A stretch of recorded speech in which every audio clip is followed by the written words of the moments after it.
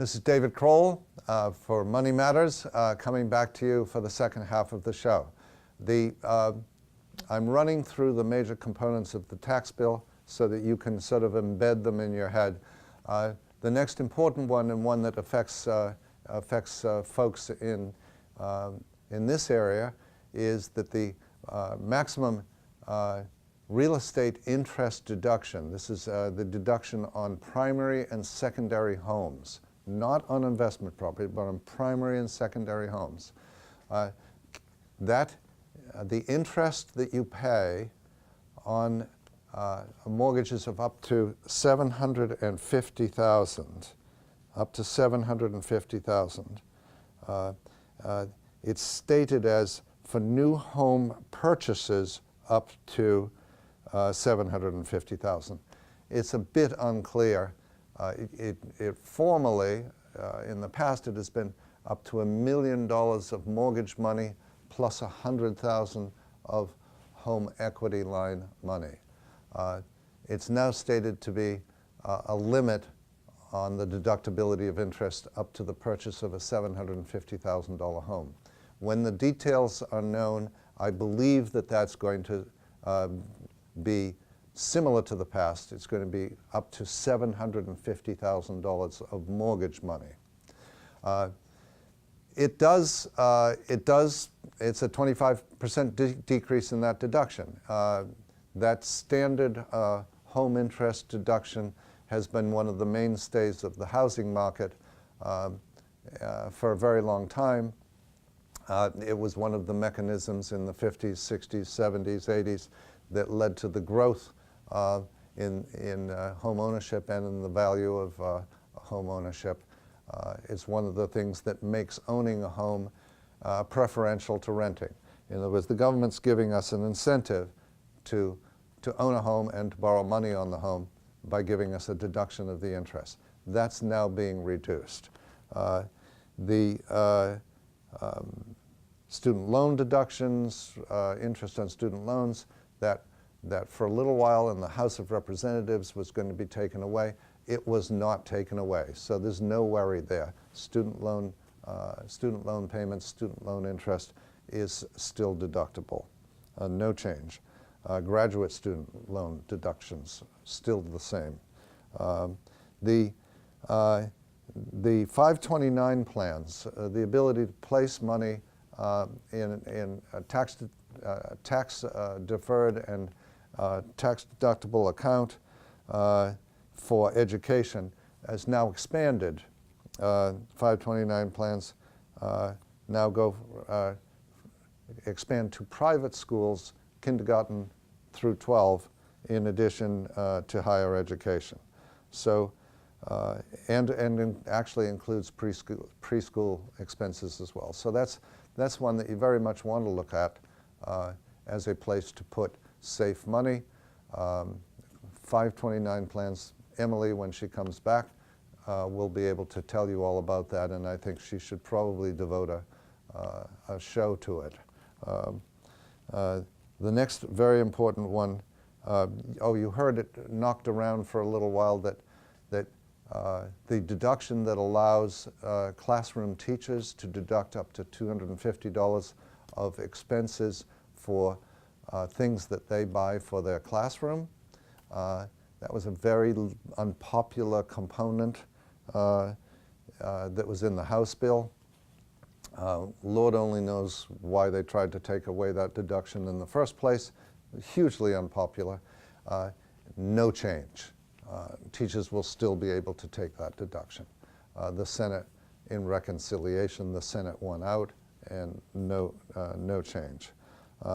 Alimony, big change there. Again, Emily will want to talk about this in a separate show, because she helps a lot of clients who are in divorce situations and setting up separate households to get their investment plans, to get their divorce negotiated in a tax-smart, investment-smart fashion, and to get their new life investment plans set up. So she's sort of a specialist at that.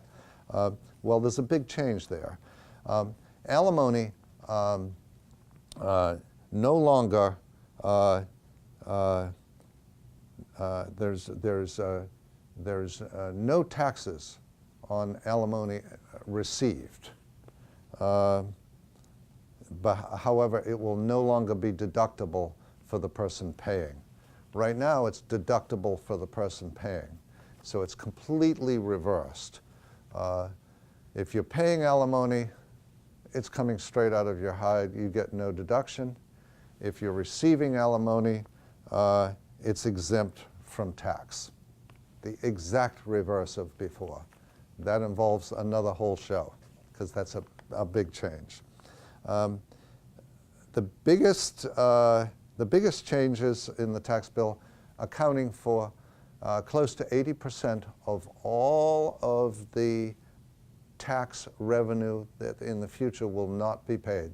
80% of the savings goes to corporations.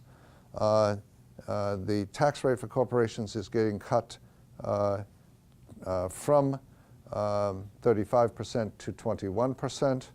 That's huge.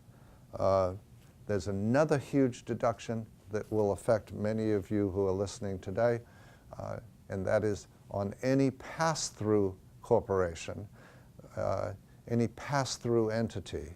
A pass-through entity is a sub-S corporation or an LLC. Any entity, there's a whole host of them, any entity that issues a K1 form of income, which means that the corporation is not taxed, but the K1, the bottom line of the corporation, passes through untaxed to the shareholders and is taxed in the shareholders' personal tax return. That is changing. From now on, pass-through income will be taxed at a 20% rate, effectively making it a single tax of 20%, which is a huge tax saving for folks that are having pass-through income, substantial pass-through income that would have been at 37, 38, 39%. So there's big arguments about that.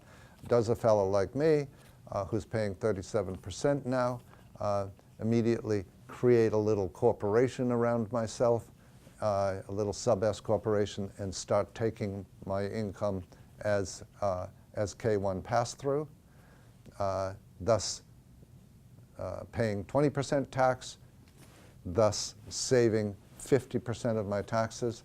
What will be the effect of that? What will the IRS do about it? What will be the new findings that come about that either tolerate or prevent someone like me from doing that?